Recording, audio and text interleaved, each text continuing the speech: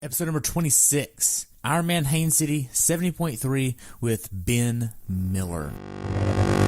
Welcome to the pursuit of the perfect race. I'm Coach Terry Wilson, and with each episode, I bring stories of athletes to you that share their experiences at races in order for you to learn how to have your perfect race. We'll hear stories from athletes of all ages, abilities, and races of all distances. So regardless of where you fit in, there's something in there for you. Thanks for spending some time with me today. Now let the pursuit begin.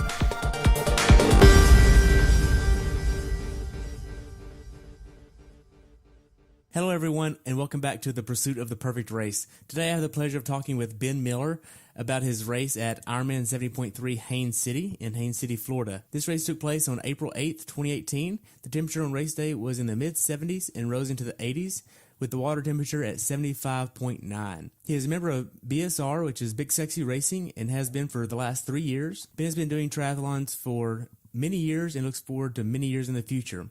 I look forward to hearing about your race. Welcome to the show. Thank you. Glad to be here. Awesome. So what made you want to do this race? I had originally signed up to do Oceanside, and when the team announced that they were going to have the club championships in Florida, it was one day apart, and I obviously wasn't going to do both. So I sent a note to the AWA person, and they said they'd be happy to switch the registration since it was the same weekend. They didn't even charge me any fees, so moved me right over, and it was a no-brainer as the list of people from our team started growing. Wow. So how was your training going into this race? I'd say it was pretty decent. Ended the year last year with the full at Ironman Arizona, so late on in the year there in November. Never really let off. Just tried to stay injury free. I'm kind of a bigger guy, so I try to be pretty conscientious about what type of intensity and speed work I'm doing versus the overall training endurance. But my training was pretty good going into this race. Okay. What kind of plan were you using? Actually been training with Chris McDonald, following his regime that he's got. So it varies anywhere from 10 to 14 hours a week, usually 7 days a week. Sometimes there's a day of rest in there, but not too often. Wow. So did you get injured in training? Yeah, I've struggled with a few. I've had some calf problems and some Achilles tightness. That's usually related to soleus. I always, as a bigger guy, I always usually am fighting off something, but this time I managed to keep it injury-free. I had a couple times where I took a few days off of running and, make sure I was taking a day of rest. That's usually the running part is what usually kills me, so I have to be careful there. Wow. Now, did you miss any training? No, I'd say maybe just a couple days here and there. I really didn't miss a whole lot. I was able to stay on it pretty solid the whole time. Nice. So now, do you have a background in swimming, biking, and running? When I grew up, I used to swim up until junior high. I swam competitively, but only as competitive as little junior high did way back in the day. Biking, not so much, just riding BMX and mountain bikes. That was really it. And sports-wise, I used to be a downhill ski racer. I did that all the way up until college started. But after that, I didn't do anything. I took the entire time off, and then about 10 years ago, I picked up the sport of tri. So it's been a new adventure for me. Wow. So what was your longest swim going into this race? About 4,200 or so. Okay. What would you say your longest bike is? The longest bike was probably 4.5, a few fours, a lot of threes, 3.5s. That's on the trainer? Yeah, only on the trainer during the week.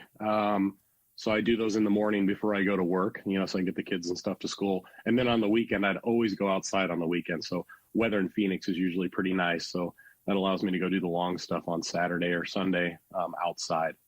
Okay. So what was your longest run going into this race? Longest run, I think we capped at about 15 or 16 miles. Had 2 or 3 of those. That was about it. Tried to do those a little bit earlier, kind of get the good base in. Then ratcheted it back, and then maybe did, I think, one more that was about 15 or 16 right as we started to get closer. But between IMAZ and this one, not a lot of super long items that are really big, 10s, 12s, that sort of thing on the weekends is the long run. Okay. Now, did you do a lot of bricks going into this race? I did a lot more bricks this time than I ever have before. It seemed like quite a few of the get off the bike runs involved some form of dysfunctional running for me. So it was probably good practice. Nice. Did you do swim to bike bricks at all? No, we never did that. I really just did the only real bricks we did were bike to run. Okay. Did you do any strength training as part of your training?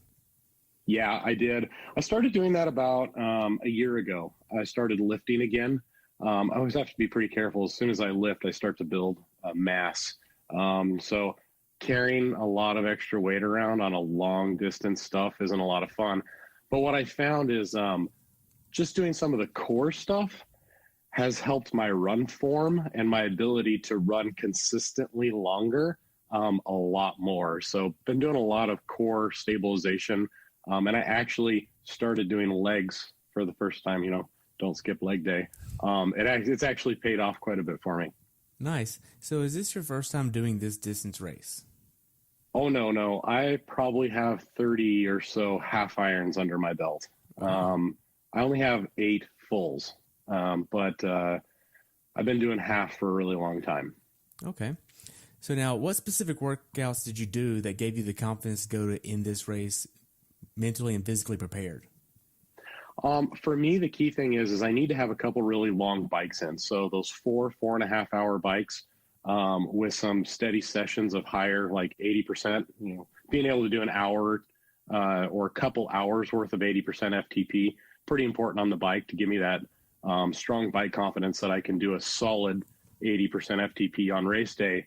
And then for the run, just knowing that I have the volume and the ability to do, 15 miles if I really need to, I've got it in there. So having that base in there and doing just one little build up to get up to that 14, 15, 16 mark once or twice before the race is really what I needed to make sure I knew I had the physical strength to hold myself up the whole time and keep going. Okay. So when you're not training, what are you doing? Oh my gosh.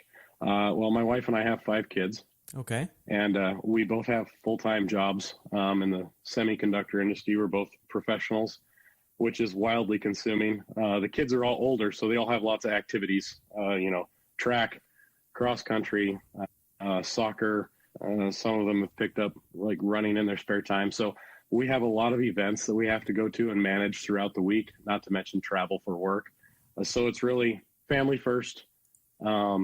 Well, probably work first, family second, make sure I can pay the bills, and then triathlon third. But it's been manageable. Okay. So how big of an issue was balancing life, work, and training all at the same time and staying married at the same time with all that? Because I say that because I know Lisa is also a triathlete. She is. I'm very fortunate. Honestly, it's probably the piece that gives us the sanity. So we get up early in the morning to do our stuff, usually before the kids are awake. Otherwise, we hear the guilt of what have you been doing all day long? So when we go out, we ride together. Usually, most of the roads around here enable us to ride side by side. We have some pretty decent conversations out there, talk about how we're going to plan the week, who's got what travel, how we're going to deal with the kids. It's a good distraction, too, when you got a painful workout. So as long as there's enough air in our lungs, we spend that time chatting. As far as the run goes, unfortunately, she outruns me. So a lot of that time is spent in self-reflection as I am trailing behind her, telling every runner that I pass that she stole my car keys. But in all seriousness, it's pretty difficult. There are weeks where work is really crazy, and it requires dedication to that. And there's other weeks where family's crazy. And then there's other weeks where I will double down and do extra training that I can squeak in. I know you can't always compound that, but for the most part, it seems to balance out. Okay. Now, what kind of tips would you give somebody that is thinking of doing this triathlon stuff that hasn't really got the balance of work, life, training down pat? There isn't time for it all. You have to make the time. So it has to be something that you really, really want. And back to your other point about, is your spouse involved in it or not? Because it's going to have an impact on them. You're either away from them or you're busy doing laundry or you're away from the family. So in our case, we get up early before the kids are up and knock stuff out then. I've got other friends that are on the team, Tom, et cetera. They do workouts really, really late at night. I heard Shane refer to that in his last podcast with you. It's not uncommon, you get the kids to bed and you're doing an 8 to 9 workout, which isn't ideal because you're exhausted. You may be not physically exhausted, but if you've been sitting in a room having meetings all day long, you might be mentally wasted. And it's hard to get that quality in. So you have to really want it, and you have to really want to make the time. That's probably the key. If you can manage that and you got a good relationship and your spouse is supportive, then you're probably set up for some fun. Well, that's good. Now then, how is your day-to-day nutrition going into this race? I'd say pretty good. I like to eat. There's no question about that. And what I've tried to do over the last few years is to fuel for my workout. So if I have an afternoon swim that's big, 4,000, 4,500, I'll make sure I have a good breakfast and a good lunch. If I did my morning workout, got up and I just threw down a gel pack and went out and ran 6-8 miles, and I don't have anything else for the rest of the day except for maybe just some core work, I will go with a good breakfast and a really light lunch and a light dinner, so that I'm trying not to overload the eating 30,000 calories while I watch TV at night. That's probably my biggest crime. Right, and you're a bigger guy. You're 6'3" and 235? Yeah, that's pretty accurate. Okay. Did you lose any weight going into this race?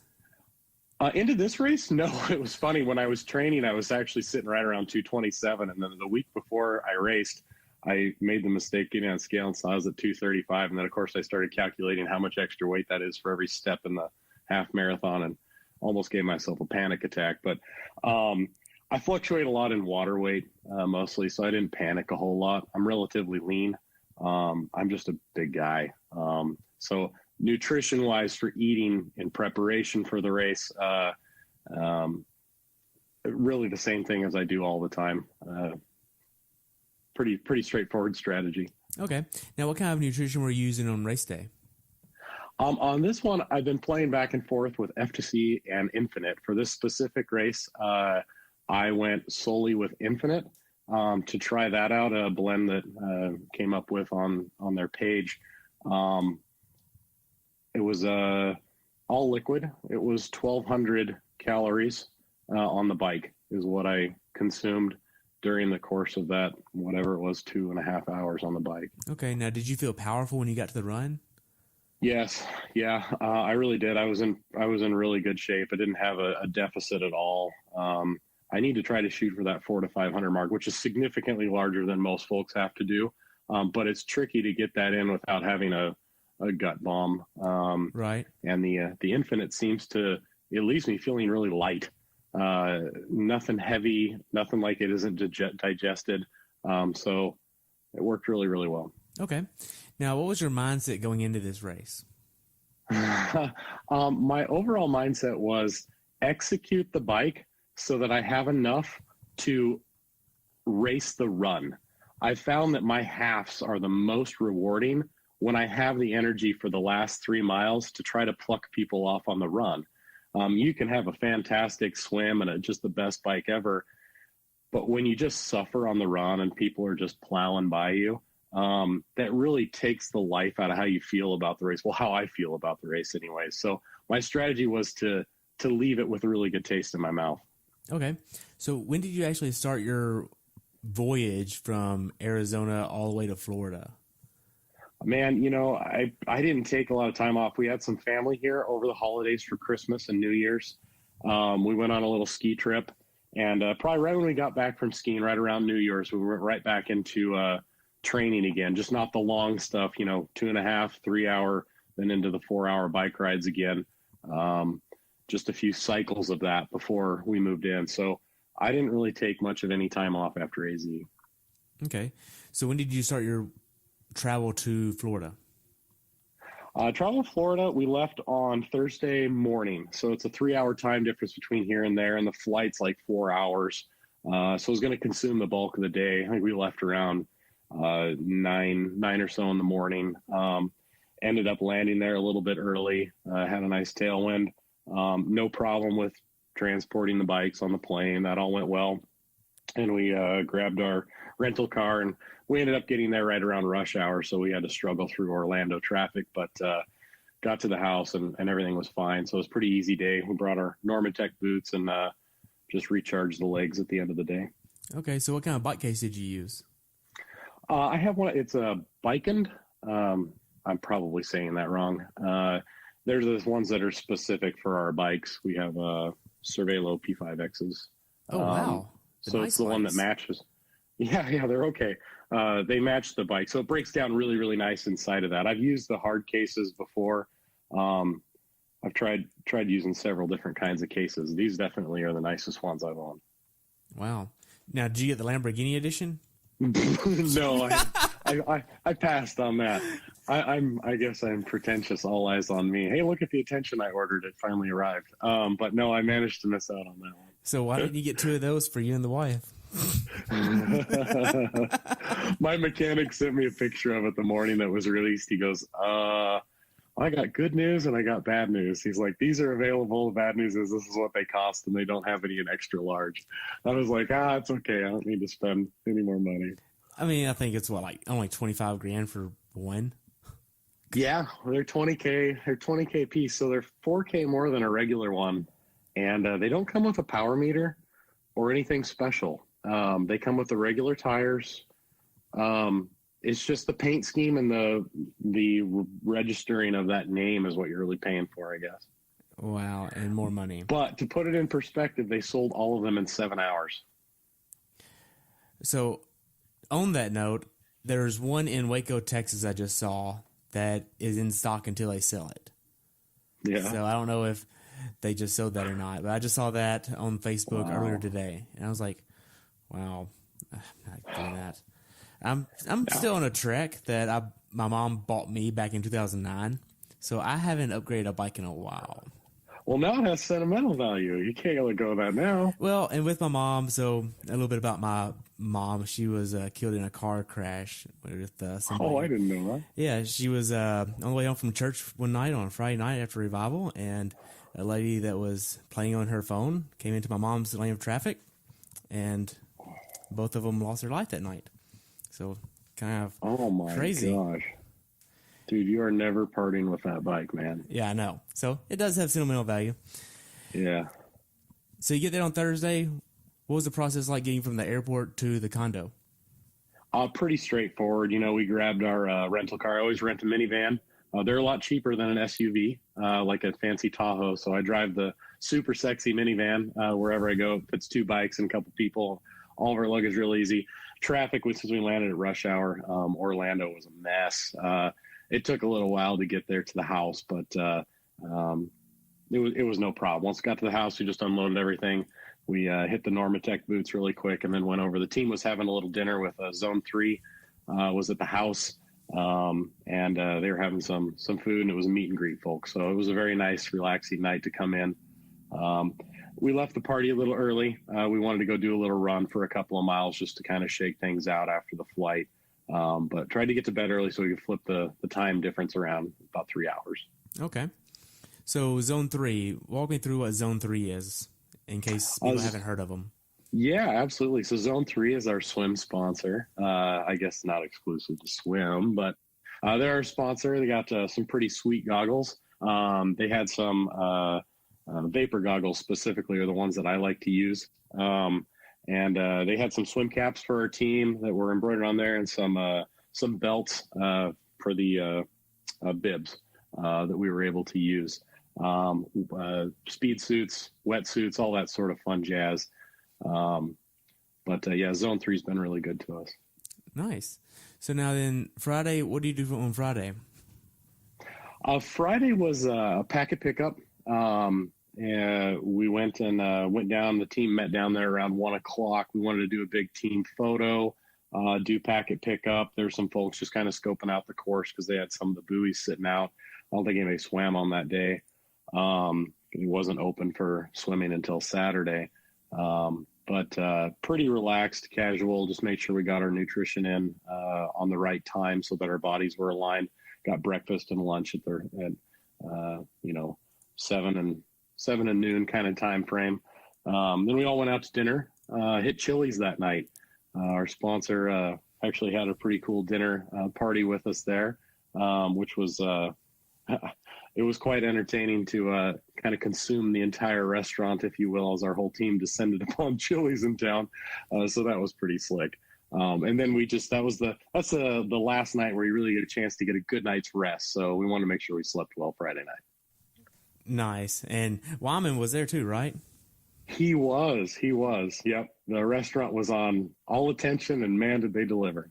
Yeah. So Wyman is the CEO of Brinker, which owns Chili's and Yes. Macaroni Grill and a few other restaurants. I think I could be wrong on the Macaroni Grill. I'm not sure.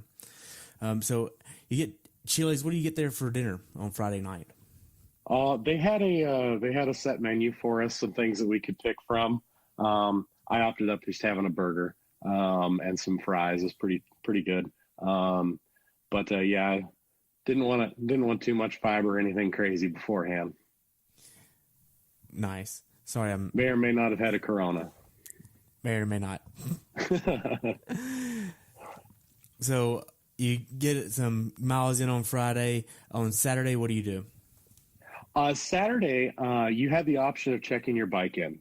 Since they were calling for some high winds and it had been pretty darn gusty, I didn't want to set my bike out to be blown all over the place or rained on overnight. They have a Sunday morning race morning check-in with your bike. So we opted to not do anything that was race related that day. We went out, we did our run and our bike, got all the stickers on the bikes and all that sort of jazz, and just kind of relaxed on Saturday.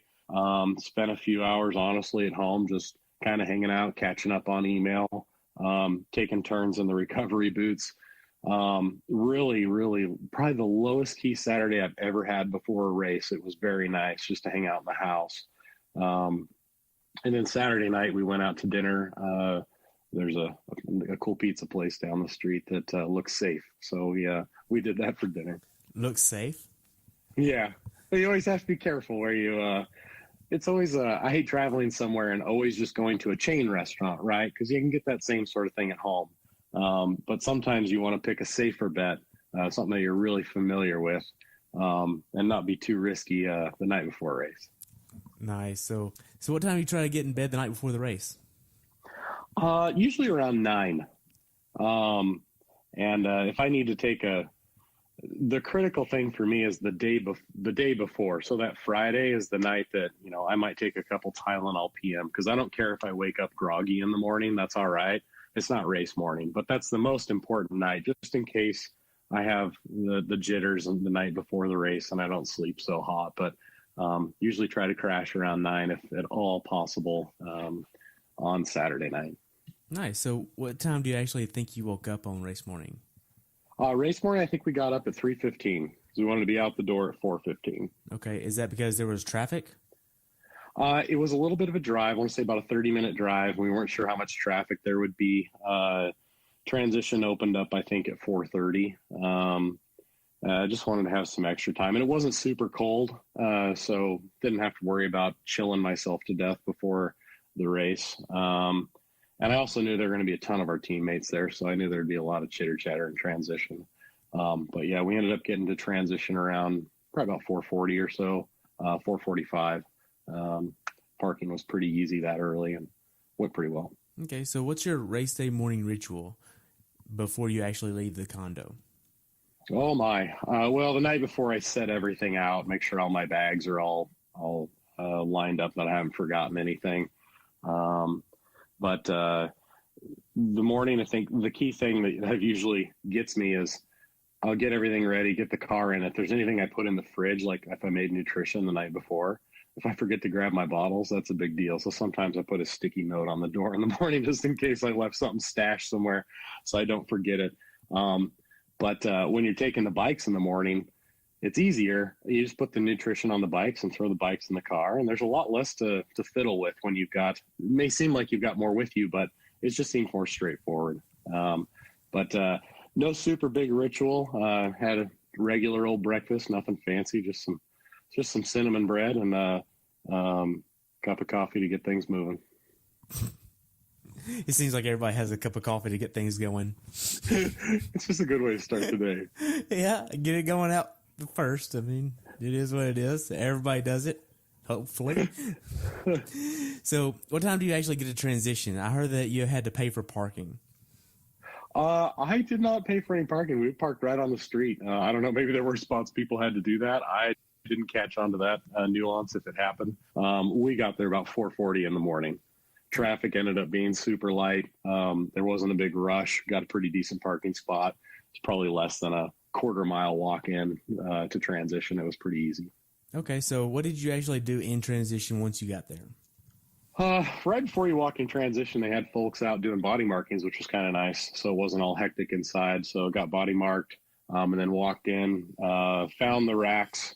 Because when we were there on Friday, we didn't go Saturday.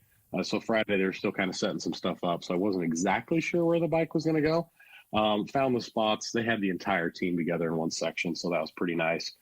Threw up the bikes, and then it was just set up the spot under the bike with the race gear, make sure the run stuff was all set out, have it the way that I wanted, and grab my swim stuff. So they called the water temperature the morning before. It was wetsuit legal. I did bring a wetsuit. I brought a full sleeved one. I also had a speed suit with me. And the day before, I had bought a pair of those buoyancy shorts because I thought maybe if it was really, really hot, I wouldn't want to overheat in a wetsuit, knowing it was going to be a warm day. That might be my only chance to stay cool during the day. So I grabbed those three things and tried to figure out what it was that I was actually going to swim with. That was probably the most deciding I spent in the morning in transition. Okay, so you air up your tires. What kind of PSI are you putting in them? My bike, they're a little bit different. It's a disc brake bike, and the wheels that I use have a max pressure of 90 in them. So since I'm a pretty big guy, I ran right about 90. I'm running a Vittoria Corsa Speed. It's a 25 width tire. For reference, my wife's a lot smaller than I am. Ran her about 80 PSI on her, same setup, same tires, same wheels. Yeah, had those, I had aired those up the morning before we left. I guess I left that out. Okay. So now then, this is a rolling start race. In between the time that you leave transition and the time that you start the swim, what are you doing in that time? Yeah, we walked down. They have a really nice beach, and all the racers were just kind of hanging out down there. They had some gazebos and some sitting areas, and ran into several folks from the team, Colin and a few other people, and just kind of sat and hung out and relaxed. Some folks talked some race strategy. Some people didn't want to talk about racing, whatnot. I went ahead and I decided to go with those buoyancy shorts, and I knew I wouldn't get hot putting those on. So to kill some time, I put those on ahead of time and started getting used to how they feel. I'd never used them before. No, it was just time to relax. And about 40 minutes before we started the race, I went ahead and took my morning nutrition, which was, just a gel pack and a couple of sugar candies, and a little 5-hour energy to wake me up a little bit. Okay. So the swim course is a little different than most other swim courses because there's so many turns on it and whatnot. And there's also a little pothole at the end of the swim, so to speak, if you want to call it that. Walk me through the swim course. Man, I'll tell you, I have seen, like I said, I've done a lot of these races. I have seen about every swim condition I thought I could possibly encounter. There were some folks talking about how the water is really yucky. It was pristine compared to Tempe Town Lake here in Arizona. I thought it was quite lovely as far as that goes. But the course is complicated with regard to as many turns as it has. And as you know, whenever you make a turn on a swim, everybody bunches up. And when everybody bunches up, you increase contact time. And every time you increase contact time, the panic level starts to rise a little bit, depending on how bunched up it gets. It has 6 turns in it. The cool thing about the course is it all looks very close, as it's shaped like the letter M. So it goes out and then across the top and down, makes a little V, and it's just like the shape of an M. So it's kind of nice to see the entire course. Looks kind of close. It doesn't look quite so long and daunting like they sometimes do. But I will tell you that when they started the rolling start, that went really well. They had things timed very, very easy. It was very relaxing. It's a run you run in from the beach. There weren't any, big drops or anything when you jumped to start the swim. It was nice and pretty consistent with the grade as you went out. So no surprises there. But as you alluded to at the end, there was this really weird double dip. You start swimming and you're getting close to the shore and your hand touches the ground, then your hand touches the ground again, and then you're really close to it. So you go to stand up. And when you go to stand up, you take about a 1, maybe 2 steps and you drop down to your neck again. So you start doing the doggy paddle and get to freestyle again. Next thing you know, your fingers are touching the mud and dirt, and it's time to stand up. And you do this a couple of times. It's these speed bumps of confusion at the end that kind of trick you. And there was a lot of muck in the water from everybody, like in the quicksand festival. So if you swallowed any water at the end of that race, you were feeling pretty special. Oh, special. Yeah. There were a few folks with some GI problems from that, but no, it was a very big surprise. Had I known it was going to be like that, and that's what you get when you don't pre-swim it beforehand. But I would have definitely done freestyle a little bit longer before I jumped up. Nice. So how did the swim course go for you? It was okay. I wouldn't say that it was great. I can bilateral breathe, but I prefer to breathe to my left side. And the whole thing had the buoys to my right the whole time. So the entire course was on my non-favorite side, which of course pointed out my relative weakness. But overall, it went well. I was in a pack of folks that had a lot of contact, and I lucked out though. With those buoyancy shorts on, when you have contact and you kind of stop kicking, you get out of your rhythm, your legs tend to drop down a little bit. You really slow down. With the buoyancy shorts, the impact of that contact wasn't quite so dramatic. So as long as you kept things moving, it wasn't too bad. Didn't lose tremendous time. The feet didn't sink really bad when that happened a lot. So I'd say the swim went well. There were a few times I had some jet ski waves that came by. Wasn't quite sure what that was about until after the race. But you're out there doing your best. You got some contact, and then you feel the wake from a boat or whatever. And the first thing goes through your mind is, can you guys make this any harder for me? Really? Can you? But as it turns out, they were shooing away some gators. Wow. Or so I was told. That's rumor. Rumor was told, although I did see one later on in the day. Wow. So you had 38-minute swim. How did T1 go for you? T1 was fine. No problem at all. Ran right up transition. The way they had the bikes, you predominantly run in the long way, so that when you come out with your bike or your bike shoes, you're running the short distance there because you've already done the running up front. It went fine. No problems at all. There was no dew or anything on any of the equipment from the weather, so visor was all clear. Pretty straightforward exit. Nice way to leave a transition. I'd say that all went really, really well. Okay. So what kind of helmet are you using? Wow, that's a good question.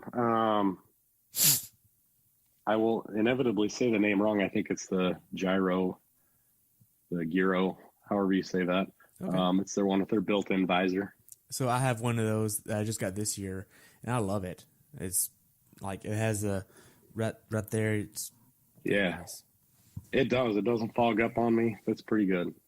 Nice. So now T1, is this a big square in a field? What kind of layout is this transition? No, it comes right off the beach and goes into a parking lot. So it's a nice concrete surface. And they had those little turtle pools if you wanted to wash any sand off your feet before you went in. So that was kind of nice. But it was it was pretty square for the sake of that. The parking lot is 2 tiers. So the lower tier was part of where the bike racks were, and then you went around the corner up to the second part of the tier where the next set of bike racks were. But it was not very long by any stretch of the imagination. It wasn't like a big Santa Cruz, like the run for Ironman Santa Cruz or New Zealand or anything like that. It was all very condensed in a nice small zone. Okay. Now then, with the bike coming up, what was your strategy going on to the bike? We'd driven the course on Friday just to kind of get an idea what it was like. I'd trained a lot of hills. I'd seen 2 reports. Ironman said it was about 500 feet of elevation gain on that bike course. But if you did like map my ride or ask some other folks, they'd say it was more like 1,000, 1,200. And actually, when the race was over, a few of us compared our Garmin files. We were all showing about the 1,200 kind of range, right in there. My strategy for the ride was we knew there would be a tailwind on the way out, but to not go out too hard. So I wanted to stay right at about 80% of my FTP, and I expected a very close normalized power, since I didn't think there would be a lot of hills. I'd say the first part of my ride, probably the first 3/4 of my ride, was very fast and very consistent. The last part of my ride, I took just a little bit easier, but that was a result of I got hit on my bike, little accident about mile 45. Wow. So I had to accommodate a little bit on the last 11 miles. Okay. Now then, what was your plan for the bike? Did Chris give you a type of normalized power to hit, a certain cadence, or something to go for on that? Walk me through that. No, I really I maintain the exact cadence that I always usually ride at, which is, 82 to 84. Nothing crazy. That's my normal average cadence. And Chris had talked about this in one of his podcasts, actually the week before, about, somebody had asked him what the right cadence is. And he talked about other tour riders, some that ride at 110, some that ride at 60. And he suggested, as long as what you start your run with is faster than what you're doing your bike at, you're going to feel like you have lighter feet. So my goal was to try to get off the bike and run with faster feet this time. It was actually something I never heard of before, and I'm probably twisting his words a little bit there. But if you ride at 90, maybe try to get off and run at 100, just to make it feel lighter and less heavy. And actually, I know I'm jumping ahead of what you're just asking me, but that was actually a pretty clever strategy, and maybe it was just all mental, maybe not, but it seemed to work pretty well. So kept the cadence right where I normally do. I knew off my FTP that I wanted to ride about 260 to 265 watts. So long as it felt okay, I always usually take into my perceived exertion, check the heart rate a couple of times just to make sure that that's right. But I always ride just purely off power, so long as the nutrition's good. And things were spot on. I just felt as fast could be, and was just plucking people off left and right. It was a fantastic ride. Very flat. The roads there are super, super smooth. That was one of the reasons why I opted for the higher tire pressure. I normally train a little bit lower than, what I was saying, 90. It was very smooth, very fast. Really, really happy with how that executed. The last part I told you about, but also the last part, coincidentally, maybe the last like 3 or 4 miles, the roads got a little bit rougher, more like what I experience on every other street that I ride on. In general, that is the smoothest course I've ever been on. Yeah, so did you see a lot of drafting? I didn't see a ton of drafting, but what I also didn't see were any marshals. I never saw one. I saw a motorcycle cop come flying down the road. Wasn't checking for anything. But I didn't witness a ton. I was passing folks pretty fast. There was a pack of people behind me, but I didn't see a lot of action happening from that regard. There were a few people, I will tell you, it was happening though, because there were some folks on our team afterward that were talking about a lot of the draft packs that they were seeing out there. But personally, I didn't find much out there. Okay, so now then, your wreck. You had a bike wreck. Did you hit a car? Did the car hit you? What happened? No, fortunately, it was nothing dramatic like that. I was coming through one of the big right-hand corners, and probably 20, 25 miles an hour. And I was in arrow going around the corner. That's how gradual the corner was. I saw a guy's front wheel. He just missed the corner. He never turned. He ran right into like he came through to hit the apex of the turn or something. He ran right into my bike and knocked my wheels out from underneath me. And I slid on my right-hand side knocked the cones out. And fortunately, I didn't hit anybody else around me and just slid down the street a little ways. It was all superficial. I jumped up pretty quickly and just kind of took a big, deep breath to make sure nothing was broken, and kind of quickly assessed myself. And then I looked at my bike. It all looked fine. I jumped on, and as a couple guys were riding bike, they yelled, "Fix your chain," goes to show you how closely I was looking. Got down, fixed the chain really quick, got on, and just started pedaling to see, hey, what is and isn't working. Things seemed to work fine. Did a brake check. I shifted gears a couple times. Took another inventory of myself, and realized it was really just all superficial stuff. I destroyed my kit, which kind of sucked. But everything on the bike is easily replaceable, like a scratched shoe and a scuffed speed play pedal and a brake lever, but nothing else. Didn't touch anything else on the bike. So I was really happy with that. I do not know what happened to the guy that hit me. The policeman came running up and checked on me and was like, hey, are you all right? I said, I'm good. And I took off. I'm assuming they went back and checked on him, but I don't know. I don't know what happened there. But he did hit me pretty good. So got real lucky on that.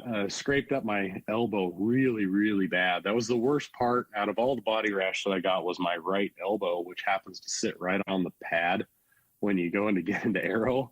So the last 11 miles were kind of a hobby horse of up and down on the bar and the aero bar to try to find something comfortable to get in. So it wasn't quite as speedy as the first half, but I ended up very lucky. And honestly, I'll tell you, it probably gave me a little bit of motivation, right? Hey, it was exciting, that's for sure. I had some carnage on me, had a good story to tell, nothing bad happened. So again, it gave me a little oomph, if I'm being honest, on going into the run. Nice. Now, the final few miles of the bike, did you do a transitional cool down to prepare for the run? That happened a little bit naturally as a function of the wreck. I normally would do exactly what you're saying, where I just kind of ease off just maybe 20 watts or so. The road started to get a little rough, nothing bad. And then I was jostling between my position in the cockpit to stay comfortable. But I did keep the power down. I made sure that the last bit of my nutrition was in. I finished my electrolytes. Really that was about it. Just probably I'd say about a 20 watt drop as I came into the last part. Okay. I mean, you had a pretty good bike split of a little over 2.5 hours, 2:31. And then you go into T2. How does T2 go for you? T2 went really well. Came off the bike. Opted not to do any crazy flying dismounts because I wasn't sure how things would feel post-accident. So I came to a nice, safe, complete stop and got off the bike. I run-walked the bike in, and everything went fine. I grabbed my belt and took my helmet off, threw my shoes on. I wear orthotics there. So speed laces don't work so well. I actually really have to lace them. So I just kind of hung out there for just a sec, laced my shoes, made sure they were good. Hopped up, grabbed my visor and or my hat and headed out. Started running to see how things were going to feel, if there was bruising or what happened. I wasn't quite sure how I would feel at that point or if anything was going to be stiff. But no, transition went well and got right out on the run. Nice. So did you have a specific strategy for the run? The run, I wanted to, I hadn't seen the run course, and I'd heard the run course was pretty hilly. It was starting to get a little bit warmer, and I don't shed heat so well. As a bigger guy, once I start to get heat, it builds up and I can't dissipate it. So my strategy was to go slower just to make sure I could maintain a good solid speed the whole way there. And I hadn't seen the hills, so I wanted to make sure I wasn't going to get myself into trouble there. So that was kind of my strategy going into the run. Okay. So now then, how were the first few miles on the run for you? First few miles felt good. I tried that, higher cadence piece. Felt pretty light on my feet. The energy around transition, and then seeing the team, Chris and the big sexy folks always like to put up a little area that's outside the buzz. So you get the big buzz and then you have just a little bit of lull, and then they usually sneak up on you behind some bushes and give you a big push. They did. They had that great spot out there, bunch of high fives. That was really nice. First couple miles were really good. And then that's when I got to see kind of the first hill. Every hill has a downhill though, and I'm okay at running down the hills.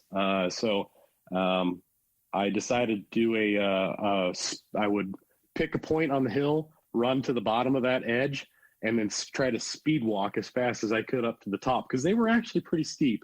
Of course, the really excellent runners could run up that with no trouble, but I don't try to kid myself. I'm not an excellent runner.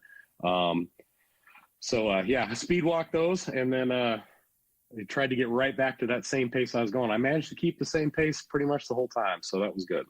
Nice. So I talked to Michelle Reed earlier today, and she mentioned that there were 3 hills on the run course, but yet it seemed like for her, the third hill magically appeared on the last lap. Did you experience that at all?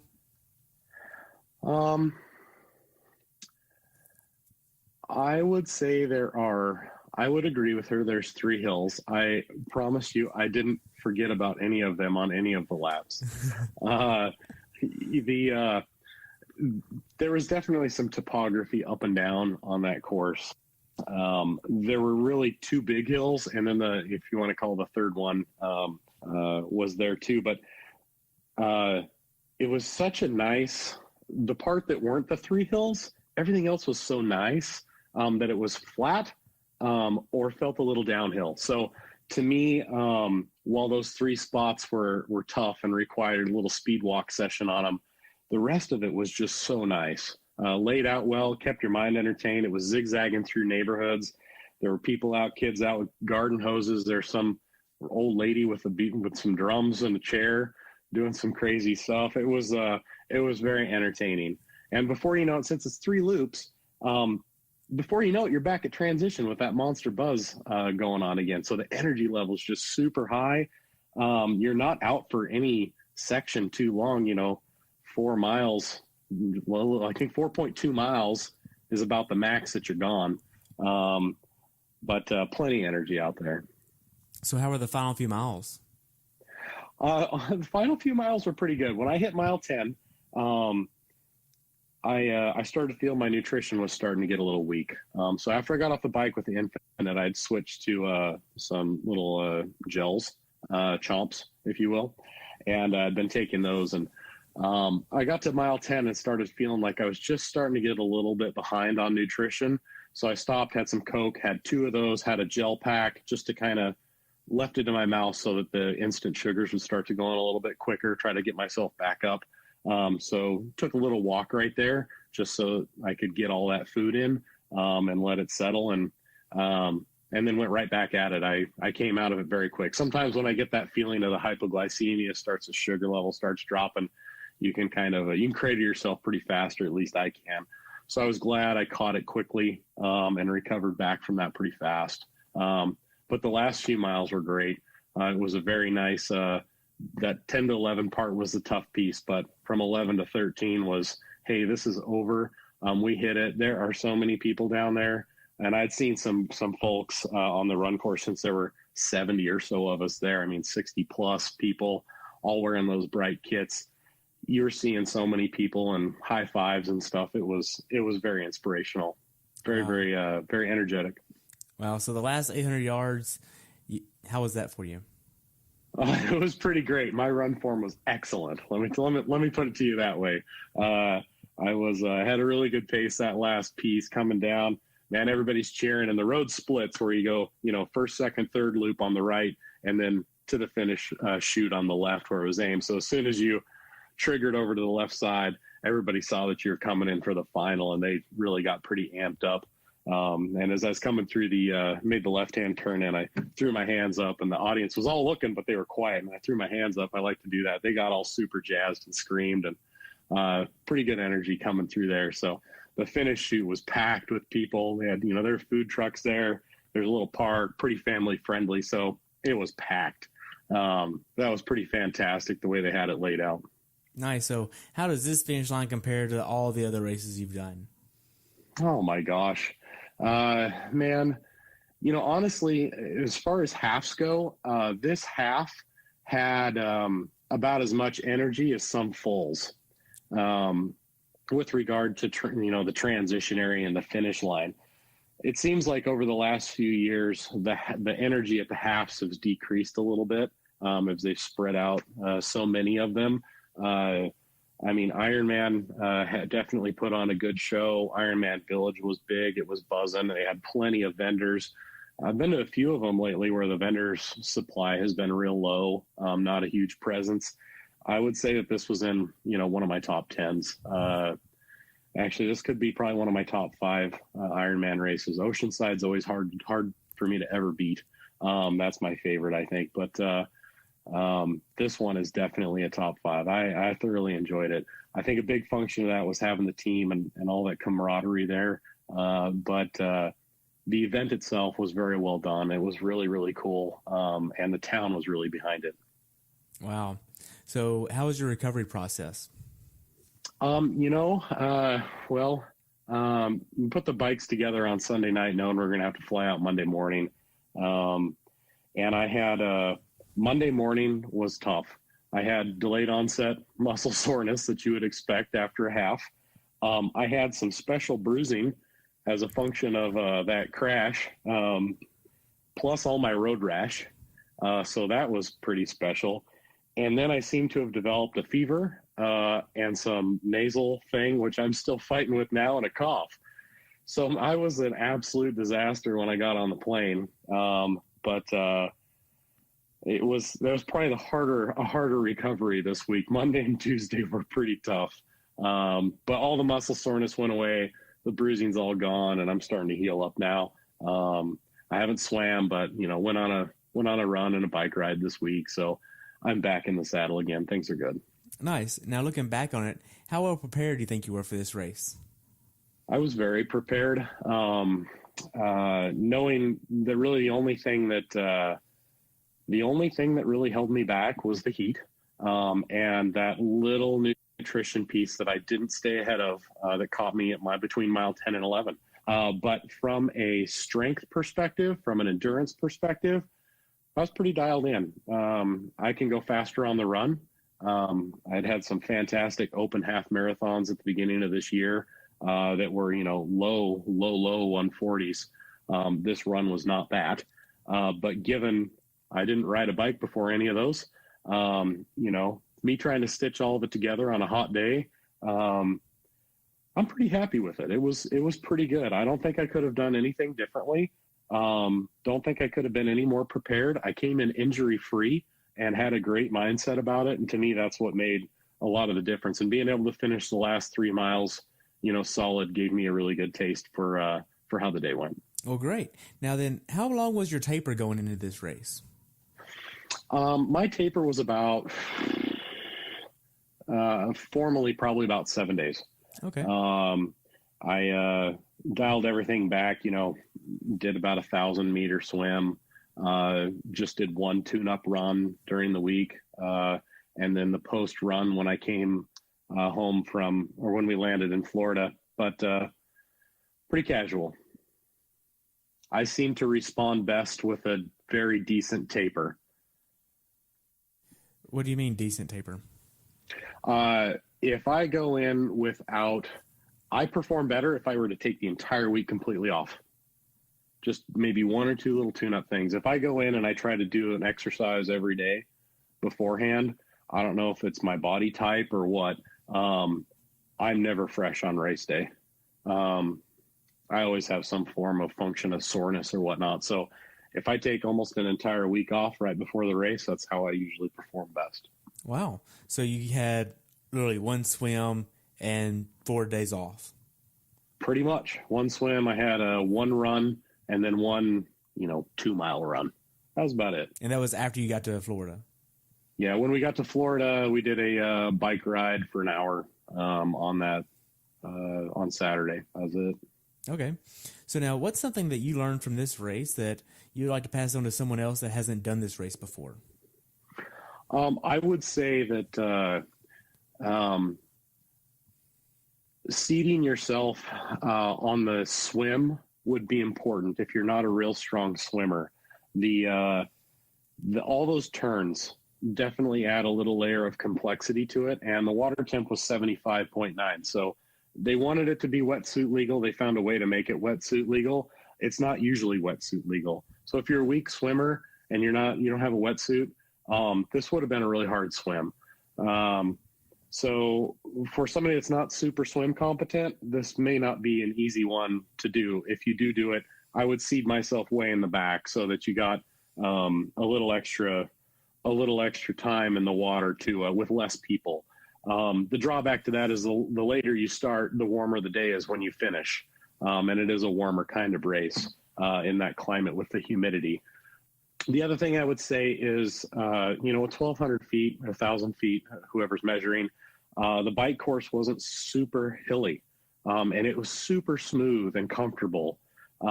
So you need to be able to get on your bike and stay in aero for a couple hours. So if you're training, pick a course that's a route that allows you to stay in aero for a decent period of time, so that your back and neck and shoulders are used to that. For the run, definitely add a few hills into the mix so that you're ready for what that's going to bring, or practice some of the run walk strategy, and practice running downhill too. Make sure that you're a good downhill runner to take advantage of what you just worked your way up to the top. Those would probably be the pieces that I would give advice to for somebody that's new to it. But other than that, man, it was a pretty nice venue. Well, good. So how can athletes follow you if they want to follow you? Well, if anybody cares, I don't know that I'm probably way cooler online than I am in person. But my Instagram tag is DLR Labs. You're free to follow and see all the cool pictures that I post about triathlon. And every once in a while I post a picture that doesn't involve me in spandex, or my bike or ice friction or something of that nature. No, those are my hobbies. That's what I spend my time doing for the most part. So Instagram's a great place. Also on Facebook. But probably the best way to catch me. Okay. So we've covered a lot. Do you have anything else you'd like to add about the race? No, not really. Before the race, we kind of joked, we went to Santa Cruz and we were worried about great white sharks. And of course we came down to do this one and the joke was alligators. I did not expect to see an alligator, although we did. Apparently they did a really good job getting them out of there. And as it turns out, they're really not interested in people, so don't let that freak you out. But it was kind of cool to say that you swam in a lake that had some gators in it. No, it was really a good venue. We stayed at Champions Gate, which had a ton of really nice homes in a real close area to Disney World. If you're going, you could maybe bring a family member and bring the whole family down and maybe go enjoy Disneyland Disney World, I guess, afterward. There were a few folks that did that. That might be a fun way to unwind after the trip. Not every race venue you go to has something like that right next door. So could make it a family trip and adventure if you wanted. The other benefit to that is it is a pretty spectator friendly course, especially on the run.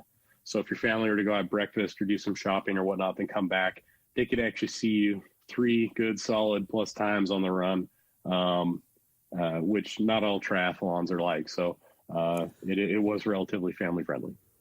Nice. So what's next for you? I think next on the list is Boulder Half. Nice. And that is August, I think. However, I do have a slight detour before then. Lisa raced this race, which we mentioned earlier. She didn't have the best day that she wanted to have. She got sick race morning. So I talked her into doing St. George. So in a couple of weeks, we're actually driving up to St. George, and I'm just going to spectate and be the bike mechanic, and she is going to race unexpectedly up there. So I'll be cheering her on that weekend. Nice. Well, I hope she has a good race up there. Now then, I only have one other question, and that's the obvious. What's your definition of a perfect race? For me, my definition of a perfect race, I would say being able to race the run. It's as simple as that. Yeah. Race the run.